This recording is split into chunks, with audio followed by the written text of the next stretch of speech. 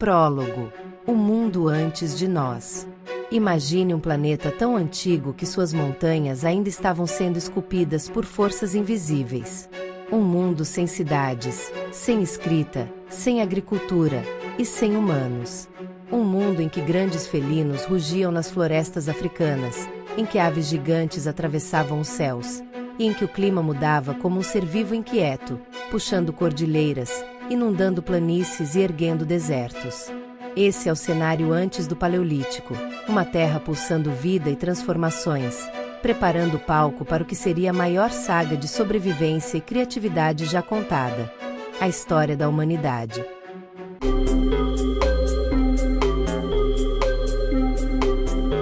As raízes mais profundas, 7 a 5 milhões de anos atrás. Nossa história não começa com Homo sapiens. Começa com criaturas quase silenciosas, vivendo entre galhos e folhas.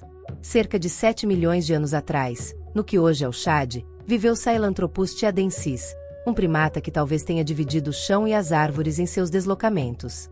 Ele possuía uma característica que mudaria tudo: a posição inferior do forame magno, indicando que passava parte do tempo caminhando ereto. Não muito depois, no Quênia, surgiu o Ororhyntugenensis. Seus fêmures robustos sugerem um andar bípede mais eficiente.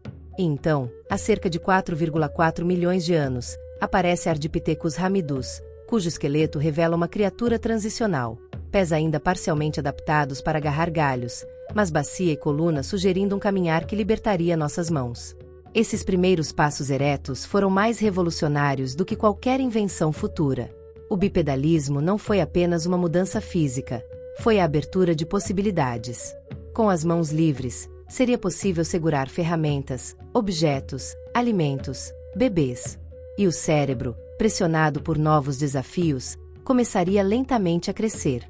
Entre florestas e savanas, 4 a 2 milhões de anos atrás, a África passava por grandes mudanças climáticas. Florestas densas davam lugar a savanas abertas. Nossos ancestrais precisaram se adaptar a um mundo mais exposto, mais perigoso, em que predadores enxergavam tudo. É nesse período que surgem os australopitecos, como Australopithecus afarensis, famoso pela fêmea conhecida como Lucy, 3,2 milhões de anos atrás. Ela era baixa, leve, mas já caminhava em duas pernas com determinação. Seus descendentes viveram por milhões de anos, dominando terrenos que iam de florestas ralas a campos secos. O cérebro ainda era pequeno, cerca de 450 centímetros cúbicos, mas a natureza estava preparando o terreno. Basta imaginar esses hominídeos alternando entre a busca por raízes, o enfrentamento do sol escaldante e a constante vigilância contra hienas e felinos. Cada obstáculo moldava a mente. A invenção da tecnologia, 2,6 milhões de anos atrás. Então, algo absolutamente novo acontece. Em sítios da Etiópia datados de 2,6 milhões de anos, aparecem as ferramentas olduvaianas, pedaços de pedra quebrados de maneira intencional para produzir lâminas cortantes. Elas não surgem do acaso, são design, são estratégia. E quem as cria é Homo habilis, cujo nome significa homem habilidoso.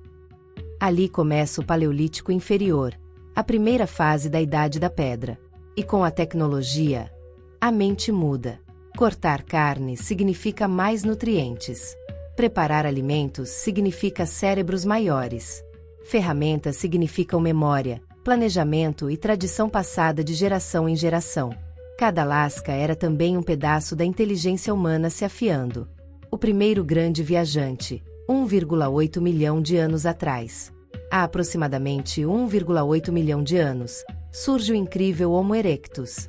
Mais alto, com pernas longas, andar eficiente, cérebro de 900 centímetros cúbicos e uma coragem que nenhum outro primata teve antes. Ele deixa a África. Chega à Geórgia, Índia, China, Indonésia. Ele atravessa montanhas, ventos gelados, florestas tropicais. Ele adapta suas ferramentas, aprende a lidar com ambientes hostis, caça em grupos cooperativos. É provável que tenha sido o primeiro a dominar o fogo, embora essa discussão permaneça aberta, com evidências em locais como Vonderwerk Cave indicando o controle do fogo há cerca de 1 milhão de anos. O fogo não aqueceu apenas corpos, mas mentes. Cozinhava alimentos. afastava predadores, fortalecia laços sociais, prolongava o tempo desperto noturno e criava o primeiro reduto cultural, a fogueira. Ao redor do fogo, nasce um novo tipo de vida social. O planeta congela e educa a humanidade, 2,6 milhões, 12 mil anos atrás. As eras glaciais começam a dominar o cenário. Durante o Pleistoceno, o clima do planeta oscila entre períodos glaciais frios e interglaciais mais amenos. As geleiras avançam e recuam como gigantes respirando lentamente. Isso muda tudo. O nível dos mares cai, expondo pontes terrestres. Animais migram, abrindo oportunidades e desafios. Recursos ficam escassos, exigindo cooperação humana. Territórios inteiros ficam inabitáveis. A pressão seletiva é brutal.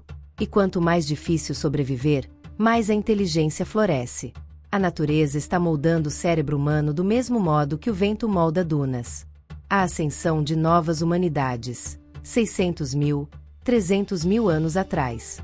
Por volta de 600 mil anos atrás, de uma linhagem comum surgem populações que dariam origem a 3 espécies extraordinárias. Homo sapiens, na África. Neandertais, na Europa e Ásia Ocidental. Denisovanos, na Ásia Oriental e Oceania. Cada uma adaptada ao clima local. Neandertais, por exemplo, possuíam corpos robustos, peito largo, narinas amplas. Adaptações perfeitas para o frio extremo da Eurásia. Eles dominavam a caça de grandes animais, fabricavam ferramentas complexas, provavelmente tinham rudimentos de cultura simbólica e linguagem. Não eram brutos, eram especialistas em sobrevivência. O nascimento de Homo sapiens, 300 mil anos atrás. Nos sítios de Jebel Irhoud, no Marrocos, encontramos fósseis com 300 mil anos, os mais antigos do que chamamos de humanos modernos. Homo sapiens apresenta crânio mais arredondado, rosto mais delicado, cérebro extremamente conectado, adaptações para fala articulada, grande plasticidade comportamental. A imaginação torna-se uma força de sobrevivência, e isso muda o destino da espécie. A linguagem, a maior revolução não escrita da história. A linguagem não chega de uma vez. Ela brota lentamente. Primeiro, gestos. Depois, sons repetidos. Depois, sons que significam coisas. Finalmente, uma explosão de criatividade neural permite unir símbolos, regras, memória, intenção e emoção. A linguagem transforma Homo sapiens no mais perigoso e criativo animal da Terra. O antropólogo Steven Mitten propõe que, quando as diferentes áreas do cérebro humano, musical, técnica, social, passam a se comunicar entre si, surge a fala articulada. Um sistema complexo capaz de planejar caças, ensinar saberes, transmitir histórias. A fala é uma tecnologia invisível. E será ela que permitirá tudo o que virá depois. A grande expansão. 70 mil, 50 mil anos atrás. Movidos por mudanças climáticas, necessidade de alimento e curiosidade, grupos humanos começam a deixar a África.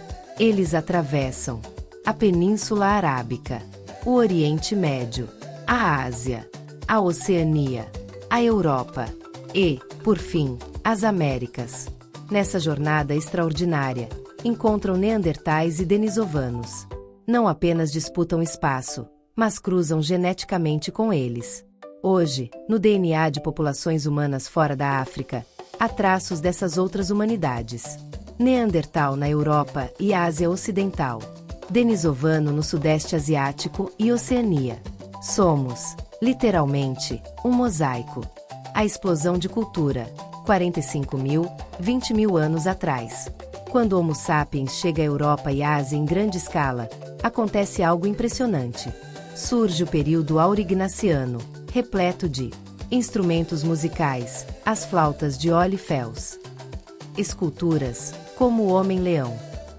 Pinturas complexas, Chauvet e Lascaux. Lanças com propulsor, contas e ornamentos corporais. O pensamento simbólico chega a seu auge. A arte paleolítica não é mero adorno, é identidade, é espiritualidade, é a primeira forma de cultura profunda. Nas paredes das cavernas, É como se nossos ancestrais gritassem: estamos aqui. Sentimos. Sonhamos. A vida no Paleolítico Superior. A vida paleolítica não era apenas luta pela sobrevivência. Havia cuidado com crianças, divisão social do trabalho, transmissão de histórias e técnicas, rituais, respeito aos mortos. Essas comunidades eram altamente cooperativas, pois sem cooperação não há como sobreviver a predadores, ao clima e à escassez. O que sustentava tudo? A linguagem, a cultura, o vínculo. O fim do gelo, o fim de uma era, 15.000, 10.000 anos atrás. Então, a natureza muda mais uma vez. Por volta de 12.000 anos atrás, termina a última glaciação. O planeta se aquece. Geleiras derretem. Rios transbordam. Novos ecossistemas surgem. Animais antes abundantes desaparecem. Ao mesmo tempo, certos locais do planeta, como Crescente Fértil, tornam-se tão férteis que viver ali o ano todo se torna vantajoso. É nesse ambiente que a humanidade muda novamente. De caçadores-coletores, tornamo-nos agricultores-pastores. E assim termina o Paleolítico, não como um fechamento abrupto, mas como o último suspiro da infância da humanidade. Epílogo. A Terra que nos fez. Tudo o que somos, nossa inteligência, nossa sociabilidade, nossa capacidade de criar símbolos, histórias, ideias, foi moldado no Paleolítico. Cada avanço posterior, a agricultura, as cidades, a escrita, as tecnologias, é uma consequência direta do que aprendemos naquele período imenso. O Paleolítico durou mais de 3 milhões de anos. O mundo moderno, apenas 10.000. Somos, em nossa essência mais profunda, seres do Paleolítico, fruto do gelo, da pedra, do fogo e da linguagem que nos permitiu imaginar tudo aquilo que ainda não existia. A história da humanidade é fascinante e nos faz descobrir sobre nós mesmos e a nossa essência como seres humanos. Compartilhe conosco nos comentários sobre a sua opinião ou fatos para agregar à nossa comunidade. Gratidão e até mais!